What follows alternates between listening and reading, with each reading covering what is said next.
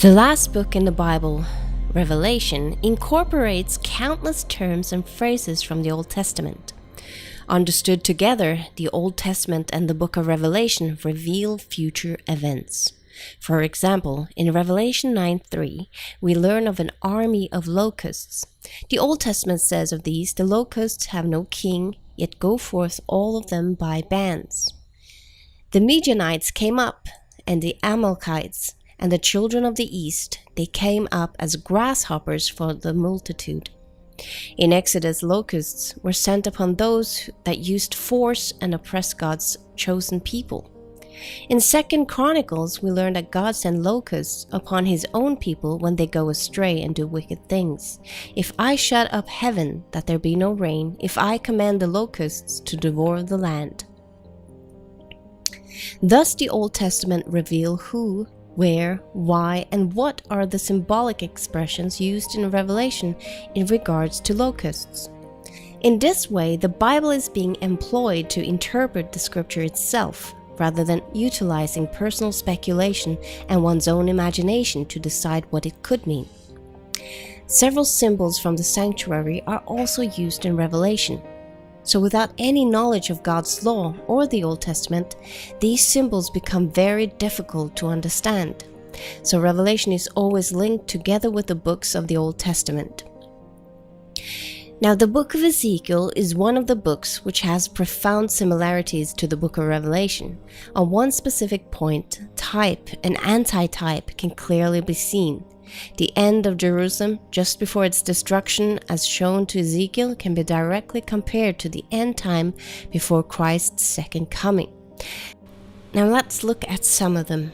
In Ezekiel, 4 corners of the city, the end is come upon the 4 corners of the land. And Revelation, I saw 4 angels standing on the 4 corners of the earth, holding the 4 winds of the earth. Back to Ezekiel, God's people is sealed before the destruction, and he set a mark upon the foreheads of the men. In Revelation, God's people is sealed before the end. Hurt not the earth, neither the sea nor the trees, till we have sealed the servants of our God in their foreheads. Now back to Ezekiel, temple fills with smoke. Then the glory of the Lord went up from the cherub and stood over the threshold of the house. And the house was filled with a cloud, and the court was full of the brightness of the Lord's glory. Now to Revelation. Here we see the temple filled with smoke, and the temple was filled with smoke from the glory of God and from his power, and no man was able to enter into the temple till the 7 plagues of the 7 angels were fulfilled. Back to Ezekiel, plagues over the people, the sword is without, and the pestilence and the famine within. He that is in the field shall die with the sword, and he that is in the city, famine and pestilence shall devour him. Now back to Revelation. Plagues over the people. Revelation chapter 16 has 7 plagues mentioned. Back to Ezekiel, Jerusalem is destroyed. About 5 years after Ezekiel's vision, Jerusalem is destroyed. Back to Revelation, Christ's second coming and judgment upon the earth. After these end-time events is Christ's second coming. Looking at the two gives us a clue as to why the temple is filled with smoke. It gives no explanation in Revelation, but in the book of Ezekiel we see it signifying the Lord leaving the temple. Hence, the smoke in the temple in Revelation would therefore mean Christ is leaving the temple in heaven. From the book of Hebrews we learn that Jesus is ministering as high priest in heaven. Now of the things which we have spoken, this is the sum. We have such an high priest, who is set on the right hand of the throne of the majesty in the heavens. The Day of Atonement is when the high priest went into the most holy, and the most holy in the temple was filled with incense. The high priest went all the way to the most holy to make intercession for his people. Likewise, this is what Christ does in the most holy place in heaven. Wherefore in all things it behoved him to be made like unto his brethren, that he may be a merciful and faithful high priest in things pertaining to God, to make reconciliation for the sins of the people. When the high priest left the most holy place, it had been determined who had humbled themselves before God and who had not. For whatsoever soul it be that shall not be afflicted in that same day, he shall be cut off from among his people. This act of cutting off someone from his people showed that the Day of Atonement was connected to a close of probation for the unrepentant sinner. So the plagues in Ezekiel consumed those who hadn't repented of their wicked ways, and God put a seal on those who had repented. Therefore, it is not unfair to assume that when the temple is filled with smoke in the book of Revelation, it signifies the close of probation. Christ is no longer mediating with his atoning blood on behalf of the sinner. This is just what happened in the type in Ezekiel. The Shekinah leaving the temple signified a close of probation. Son of man, seest thou what they do? Even the great abominations that the house of Israel committeth here, that I should go far off from my sanctuary. Therefore will I also deal in fury, my eye shall not spare, neither will I have pity. And though they cry in my ears with a loud voice, yet will I not hear them. It is noted here that although they do address him, he will not hearken to them. Thus, it is a clear close of probation for them.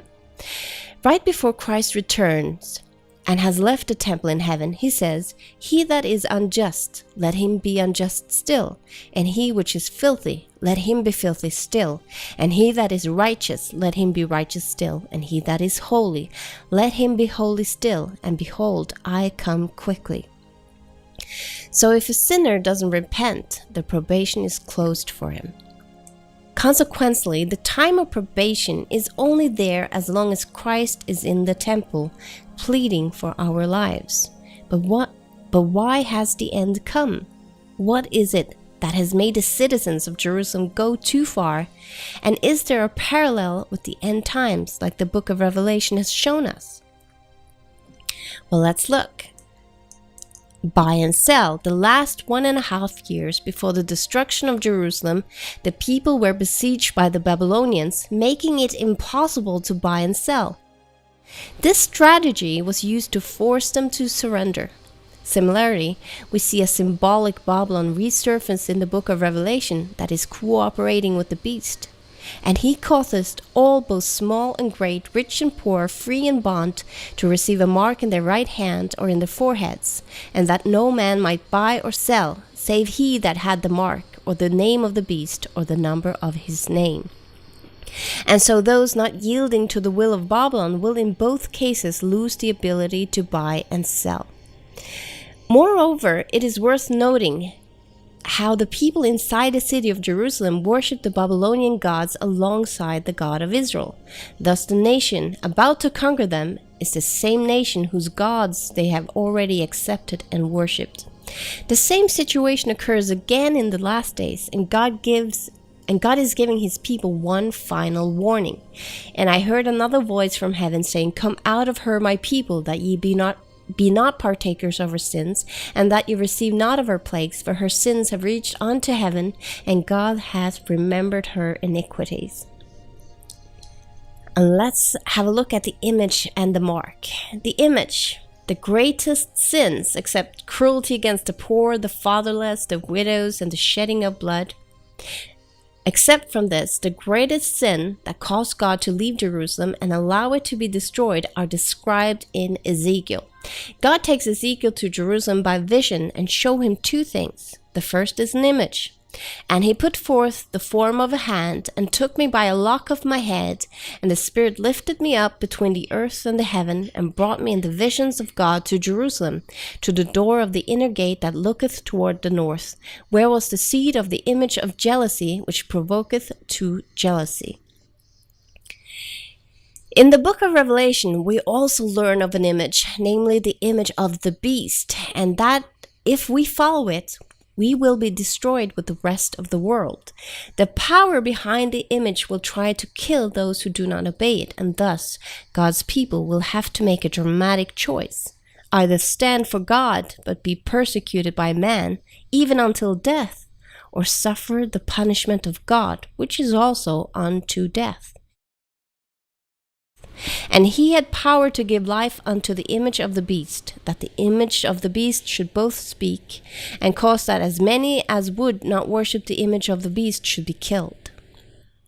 Now, what does the image in Ezekiel teach us about the image in Revelation? Well, we know that the north gate is where the sheep were brought into the temple, the sheep gate. But perhaps many are unaware that the gates in biblical times were connected with city administration. The gates usually contained several rooms. Archaeology shows us this in the city of Hazor and in the city of Gezer in the time of Solomon, among others. It was also common to have set places outside the gates where traders came to sell their goods to the inhabitants of the cities. Inside the gateway, too, a space was left without buildings. This served as a communal area and public justice area. Just inside the gate at dawn, there is raised dais that had provision for a canopy to be erected. This would have served for the judge's throne. So the gate served as sort of town hall. This is confirmed by the prophet Amos, who states, "They hate him that rebuketh in the gate, and they abhor him that speaketh uprightly. And hate the evil and love the good, and establish judgment in the gate. It may be that the Lord God of hosts will be gracious upon the remnant of Joseph." Also in the story of Lot and Absalom, we see the custom where the administrators and judges sit at the gate. The prophecies of Jeremiah, concurrent with Ezekiel, show the same. When the princes of Judah heard these things, then they came up from the king's house unto the house of the Lord, and sat down in the entry of the new gate of the Lord's house. Then spoke the priests and the prophets unto the princes and to all the people, saying, This man is worthy to die, for he hath prophesied against this city, as ye have heard with your own ears. Notice how they are declaring that Jeremiah should be killed. And here we have a connection where we see God's people receiving a death sentence at a gate. A gate is also where an image is. Now, another time he was judged, the sentence was executed at the gate. Then Pashur smote Jeremiah the prophet and put him in stocks that were in the high gate of Benjamin, which was by the house of the Lord. And so, when God sent Jeremiah a message to give to the people, he sent Baruch to read it at the same gate.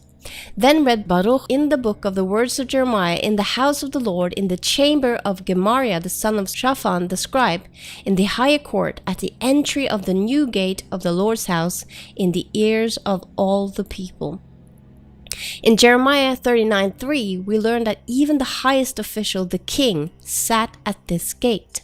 Now when Ebed-melech the Ethiopian, one of the eunuchs which was in the king's house, heard that they had put Jeremiah in the dungeon, the king then sitting in the gate of Benjamin.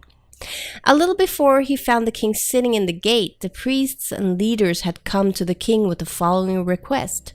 Therefore the princes said unto the king, We beseech thee, let this man be put to death, for thus he weakeneth the hands of the man of the war that remaineth in the city, and the hands of all the people in speaking such words unto them, for this man seeketh not the welfare of the people, but the hurt.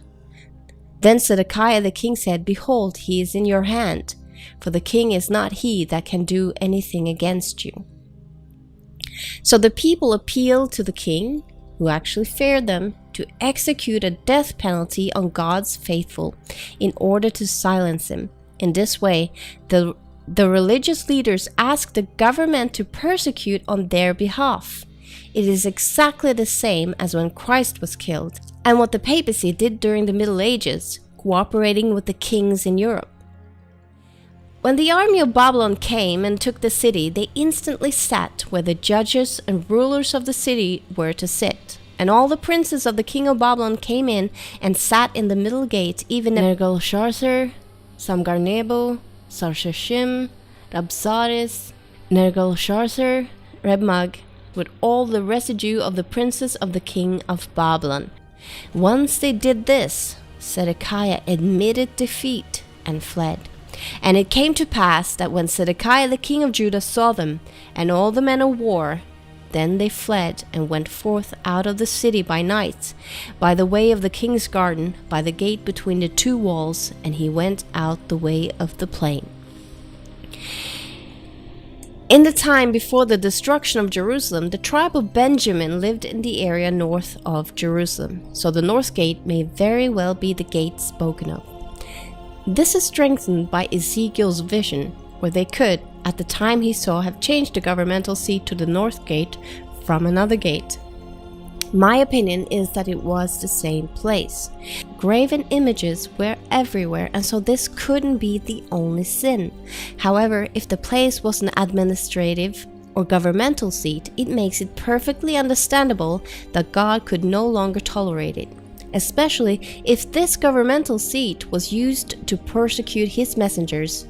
Now, the seat of the image of jealousy, what could it mean? Why is God jealous?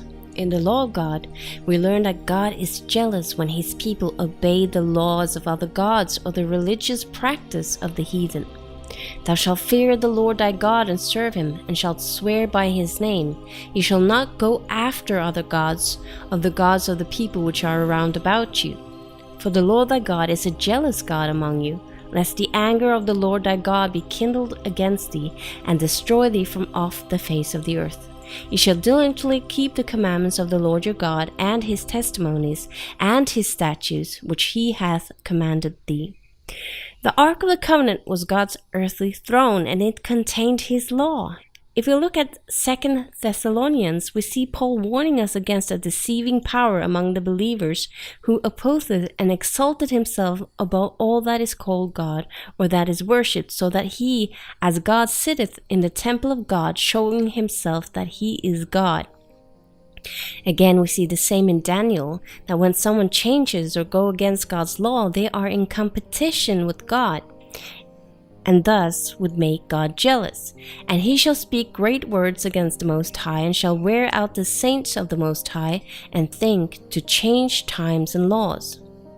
Now, the word God in the Bible is also used to describe judges or high officials who manages the law. So if someone is sitting in the temple of God showing himself that he is God, well, God dwelled over his law in the ark. It's the law that gives someone authority to judge, and so God sits as a judge in his temple. That's why they brought animal sacrifices into the temple to atone for sin. Sin is breaking the law. So someone copying God is sitting as a judge, judging people after the law he represents. As we see in the Bible, that if the judges represent God's law, they are in favor with God. But if the judges and rulers represent and rule after a conflicting law or a competing law, they are in competition with God. They oppose God's right to determine right from wrong. They opposeth him. But you can say many countries does this. Even Babylon, who God used to punish Israel, had a conflicting law. Why was Israel's action considered to have gone too far? And how does it relate to the end times? In this case, we see that the seat of the image of jealousy is not only by the temple, it's at the entrance to God's temple. And here comes the great deception that made God have to interfere. Up until this time, the sanctuary service had continued, but in a corrupted way, and the animal sacrifices were usually taken through the north gate. To the door of the inner gate that looketh towards the north, where was the seat of the image of jealousy, which provoketh true jealousy. The seat is a place of authority and an image of jealousy to God. Though Jeremiah, he had repeatedly told them to listen to him at the gates, but they had rejected his authority in favor of another, and thus the word jealousy. At this time of the close of probation for Jerusalem, they had placed their loyalty to the government, who in return had chosen by law to favor a corrupt religious system. We also learn from Ezekiel that an image of Tammuz was at the north gate. Tammuz supposedly went to the underworld and was resurrected, but he was a false Messiah, imitating the future mission of the true Messiah and corrupting the true gospel. He was also a shepherd and a king, and in this way, this God was stealing God's titles right in front of his children at the very entrance to God's temple. But Tammuz wasn't represented himself, only an image of him. The sentence, "Where was the seat of the image of jealousy," therefore shows a unification of the governmental seat and the false shepherd, a state taking sides and judging in favor of a corrupt religious system. Tammuz had a similar story as Messiah's mission, death and resurrection. If we continue with our comparison here, the governmental powers, which is the beast in Revelation 13, will give their authority to honor a false Christian system, which might be why they are called the false prophet later in Revelation.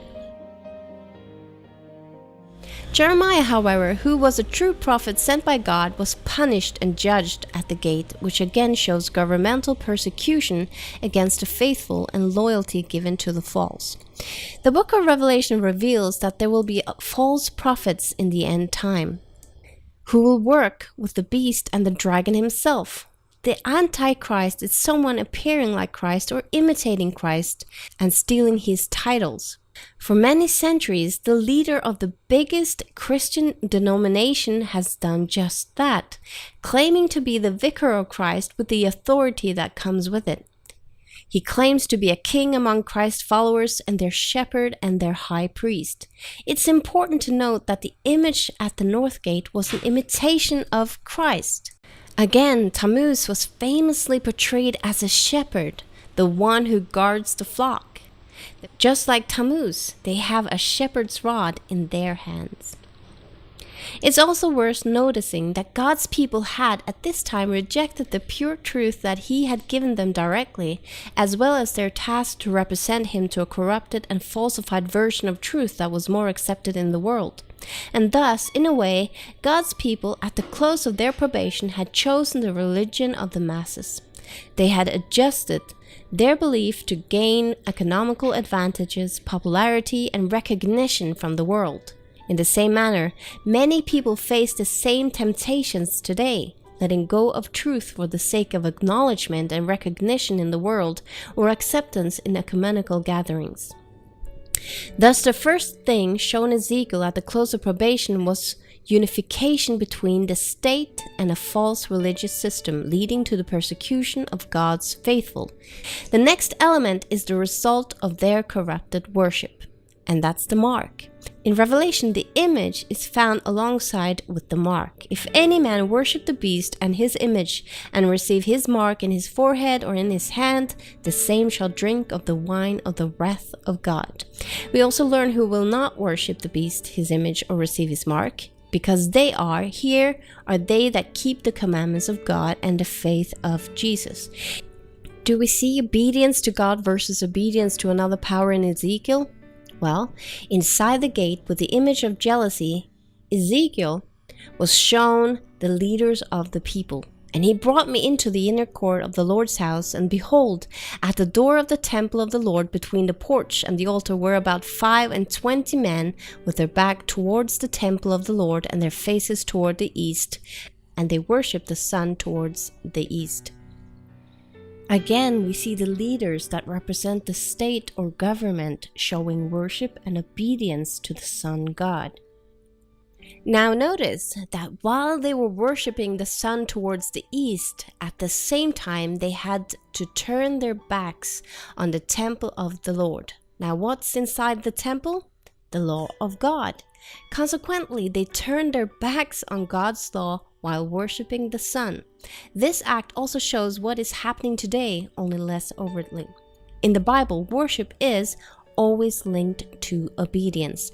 This means that in both cases there is a choice of turning one's back on God's law and follow that of a pagan god, or obeying God, and these men of God chose to turn their backs on God's law. The Babylonian sun god Shamash was the god of law, justice, and salvation. And so, when the leaders bowed before the sun with their back turned away from God's law, they were choosing the justice and law of the sun god before God. Their decision became the close of their probation, and Christ left the temple, and Jerusalem was soon destroyed. So the image is a false religious system using the state to advance their agenda and punish those who do not follow it. And the mark is a mark of authority. Just like God says obeying him is a sign that we worship him. The mark or sign of who we worship or serve is our actions. When the leaders bowed before the sun representing another law and order, this action marked where their loyalty was. Those who refused by their action showed God was their ruler. In the Bible, God told his people to put his law on their forehead and on their right hand as a sign, so they would remember to keep it. But in Revelation, we see those who follow the beast have his mark on their foreheads or hands. So the beast has marked the areas that were to remind God's people to be loyal to his law and placed his own mark there instead. This is what we see take place in Ezekiel. Leaders and lawmakers are favoritizing a corrupted version of the truth. The religious leaders convince the government to judge and sentence people on the basis of religious questions. They turn their backs on God's law to obey and worship another lawgiver, the sun. They show loyalty towards the false religious system before God. This can truly be said about the Christian world today. They have allowed themselves to be convinced and fooled into thinking that they are not sinners when they break God's law, and so they are still in captivity. Because the law is still condemning them as lawbreakers, and they don't seek pardon for their sins. Because they claim they have not sinned when they broke the law, and so they are still in conflict with the law. And sin has been given a new definition to the breaking of whatever their own rules and regulation that differ depending on what church you go to. Jesus said, "Howbeit in vain do they worship me, teaching for doctrines the commandments of men." For laying aside the commandments of God, you hold the tradition of men. Christ's frustration is the same we see throughout the Old Testament. "And why call ye me Lord, Lord, and do not the things which I say?" And he said, "Many will say to me in that day, Lord, Lord, have we not prophesied in thy name, and in thy name have cast out devils, and in thy name done many wonderful works? And then will I profess unto them, I never knew you. Depart from me, ye that work iniquity." The word iniquity is the Greek word anomia, which literally means violation of law. He's speaking of those who claim to worship him while they are teaching men to violate his law. The mixture of truth and lies is insulting and causes God more grief than anything else. Imagine if you came to a hospital to get help and instead they inflict you with a deadly virus. After that, people would fear to come to the hospital for healing.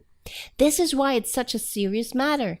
The book of Revelation was written to God's people, and the dangers they were facing and corruption among them was the biggest danger of them all. The same we see in the time of Ezekiel and the first temple destruction. The corruption was at the entrance to God's temple, the unfaithfulness right in front of the temple. Those coming to worship God had to go through the gates of corruption, and once inside, witnessing the mixture of paganism and true religion once again. God called it an abomination, and the very reason he could stay no longer and would leave the temple and allow Jerusalem to be destroyed. And many Christians are no different today. They follow the ways of the heathen. They take part of the immorality of the world. They commit adultery and fornication just because it's the norm of society to do so. They do idol worship, not only icons and saints and worldly religious festivals, but also modern superstars and heroes. And they have rejected God's law as old-fashioned and outdated, yet claim they represent God in their communities. But the warning in Revelation 18 is that we will perish with the world if we partake in the sins of the world. Part of the reason for the destruction of God's people was these, and ye shall know that I am the Lord. For ye have not walked in my statutes, neither executed my judgments, but have done after the manners of the heathen that are around about you. The day the Babylonians besieged Jerusalem was on the 10th day in the 10th month of the biblical month. God's people would be subdued under Babylon and their successors for a long time. Interesting enough, the day the Ark below Golgotha was rediscovered was the same day, the 10th day of the 10th biblical month. This might be a signal that the siege of Babylon is about to be lifted for good by the king of the Ark. It could be, and I think it's an interesting thought. Now let's take a look at the years before the destruction of Jerusalem. Approximately 35 years prior to Jerusalem's destruction, something extraordinary took place, which may also be symbolic of the time before the second coming of Christ, and what takes place is related to the Ark of the Covenant. And it came to pass in the 18th year of King Josiah that the king sent Shaphan the son of Azaliah, the son of Meshullam, the scribe, to the house of the Lord, saying, Go up to Hilkiah the high priest, that he may sum the silver which is brought into the house of the Lord, which the keepers of the door have gathered of the people, and let them deliver it into the hand of the doers of the work, that have the oversight of the house of the Lord. And let them give it to the doers of the work which is in the house of the Lord, to repair the branches of the house, unto carpenters and builders and masons, and to buy timber and hewn stone to repair the house. The ark wasn't present in the temple at this time. In fact, it was hidden away. But Josiah had decided to do that which was right and started to renovate the temple. It's because of his willingness to do this that the Book of the Covenant is discovered. This illustrates perfectly how our willingness to go forth and do a work of reformation for God's church can actually bring forth blessings we didn't know of. The king is willing to start a reform, but didn't know what God really required, so God rewards the king's zeal and the knowledge he is missing. And Hilkiah, the high priest, said unto Shaphan the scribe, I have found the book of the law in the house of the Lord. And Hilkiah gave the book to Shaphan, and he read it. And Shaphan the scribe showed the king, saying, Hilkiah the priest hath delivered me a book. And Shaphan read it before the king. And it came to pass, when the king had heard the words of the book of the law, that he rent his clothes. King Josiah reacted the best way possible. He realized they had broken the covenant God made with them, and they were in fact in terrible trouble, as the punishment written in the book was to come upon them. He asked God what to do, which is another correct approach. This bought Jerusalem more time. We are told, Thus says the Lord, Behold, I will bring evil upon this place and upon the inhabitants thereof, even all the words of the book which the king of Judah hath read, because they have forsaken me, and have burnt incense unto other gods, that they may provoke me to anger with all the works of their hands. Therefore my wrath shall be kindled against this place, and shall not be quenched. But the king of Judah, which sent you to inquire of the Lord, thus shall you say to him, Thus says the Lord God of Israel, as touching the words which thou hast heard, because thine heart was tender, and thou hast humbled thyself before the Lord, then thou heardest what I spoke against this place, and against the inhabitants thereof, that they should become a desolation and a curse, and hast rent thy clothes, and wept before me. I also have heard thee, said the Lord. Behold, therefore, I will gather thee unto thy fathers, and thou shalt be gathered into thy grave in peace, and thy eye shall not see all the evil which I will bring upon this place. And they brought the king word again. It seems like Jerusalem's end was to come during the king's reign, but now it had been delayed. King Uzziah still wanted to do all he could, and he began his reform. The first thing he did is that he re-established God's feast days in the kingdom and removed the paganism, doing everything he could to stop idol worship. Then he placed the Ark of the Covenant back into the temple, and said unto the Levites that taught all Israel, which were holy unto the Lord, Put the holy ark in the house which Solomon the son of King David, king of Israel, did build, and it shall not be a burden upon your shoulders. Serve now the Lord your God and his people Israel. King Uzziah had been told he could not save Jerusalem from destruction, but he knew he could still save a large number of people. The reply from God that we just read was in response to the message Josiah sent through the high priest to God. Go inquire of the Lord for me, and for them that are left in Israel and in Judea, concerning the words of the book that is found. For great is the wrath of the Lord that is poured out upon us, because our fathers have not kept the word of the Lord, to do after all that is written in this book. Perhaps because of the work Josiah started, some of the inhabitants of Jerusalem remained loyal to God even when they were taken captive to Babylon, like Daniel. This all took place approximately 35 years before Jerusalem was destroyed, and therefore less than 35 years before the city was besieged during his son's reign. The great reformation Josiah accomplished had an effect on many, but not all. Shortly afterwards, the idol worship was back in the temple court, like we read in Ezekiel. Now I want to make some comparisons to our time. Could the rediscovery of the ark bear a resemblance to the time before Jerusalem's destruction, just like its destruction resembled the destruction of the world at Christ's second coming? It's interesting to note that Ron Wyatt discovered the Ark of the Covenant in January 1982. That is now 35 years ago. If it will be the same time is of course impossible to say, but the resemblance between the Ark discovery before Christ's second coming and the Ark resurfacing before the destruction of Jerusalem is notable.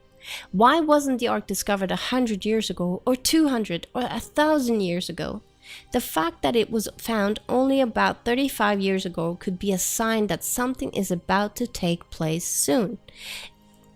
And where else to find the answer to such a discovery than to look at similar reappearances of the Ark in the Bible and what it meant back then? If we are to continue the comparison, then who ordered the temple to be renovated in the first place? It was the king. What was the result of the king's plea to God for the sake of the people? It was that the time of trouble was pushed further into the future. An additional time of mercy. During this time, God's people who had become one with the customs of the world were called upon to repent and reform. They had in large part taken part in the worldly ways, and the ark with God's law was ignored by the majority.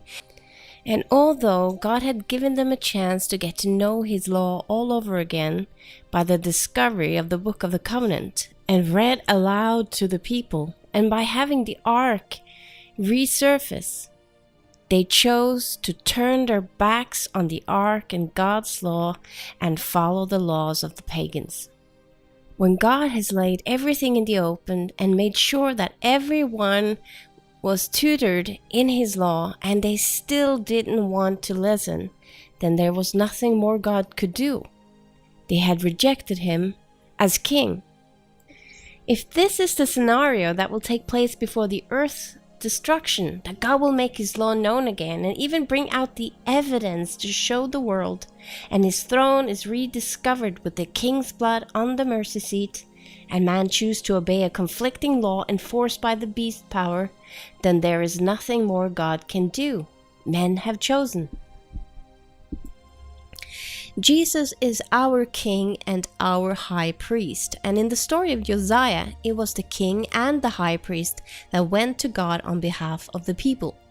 Christ would have seen the state of the church of Laodicea, the worldly ways and busy lifestyles, partaking of the sins and the amusements of the world, and wouldn't He recognize the desperate state as they were about to enter the time of trouble and make a special plea to God? Could the resurfacing of the Book of the Covenant and the Ark of the Covenant right before Josiah's plea be symbolic of how the Ark of the Covenant would be found at a time when Christ would make a special plea? Could this work our high priest and king is doing on our behalf have been given him by God to be granted a little more time before the destruction comes and all hope is lost? Did Christ plea for the world and for His deceived people to gain Him some more time? A time that perhaps was already over? Was the time that the door of mercy was open to His church prolonged?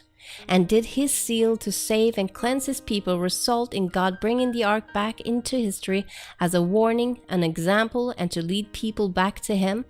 If we do draw comparisons between the discovery and the only story in the Bible that speaks of such a revelation before an imminent destruction, then the time we are living in now might have been given because of Christ's special intercession on our behalf. Now let me explain why I make this comparison. The people in Judah did not receive atonement if the ark wasn't in the sanctuary for the high priest to sprinkle the blood upon it on the great day of atonement. Therefore, the fact that the ark was placed back into the temple meant that the high priest could intercede for the people a little while longer. But just over 30 years later, the ark was removed again because of their sins, and the high priest could no longer visit it with the blood of the sacrifice. So every year, from when the ark was placed back into the temple, they witnessed God's endurance and patience. But the extra time of mercy and the service of the high priest only lasted for a short period, and the city's destruction still took place within a relatively short time. Although it took only about 35 years in the Bible story from the Book of the Covenant was found, and the priest was given a prolonged time to intercede on behalf of the people till the city was destroyed, we cannot make a perfect comparison with the end time, because the Bible clearly states about the second coming, but of that day and hour knoweth no man, no, not the angels of heaven, but my Father only. So please bear in mind that this is not an attempt to time-set Christ's second coming. We are just looking at the similarities between the two stories and what we can learn from it. If the two stories can be compared, then the discovery of the ark is a sign and a gift from God to Christ after his plea to help us right before the end of time. Perhaps the angel's warning for us to separate from the sins of the world is actually given as we speak to the people's hearts to hurry out of that which they have been partakers of and get ready before it's too late. If the time was prolonged, then I am one of those who was called upon as a result of God's mercy, as would many others be who came to Christ after the ark was rediscovered. If these stories are comparable and given by God to reveal that the ark's discovery really is by him, we must see how great a work Christ our King is doing for us every day. Perhaps also see that many of us are saved at the last minute, so to speak, in a prolonged time of mercy, and give great thanks. I want to empathize that I have no way of knowing or saying how much time the world has left. Jesus might make another plea and the world will continue even longer. It's not been given man to know the date, but those who are thinking it's been a long time since the ark was found and still nothing has happened might realize that it hasn't been any longer than God took in the story of Josiah, and maybe contemplate that the wait is actually a sign of mercy. Thank you for listening, and God bless.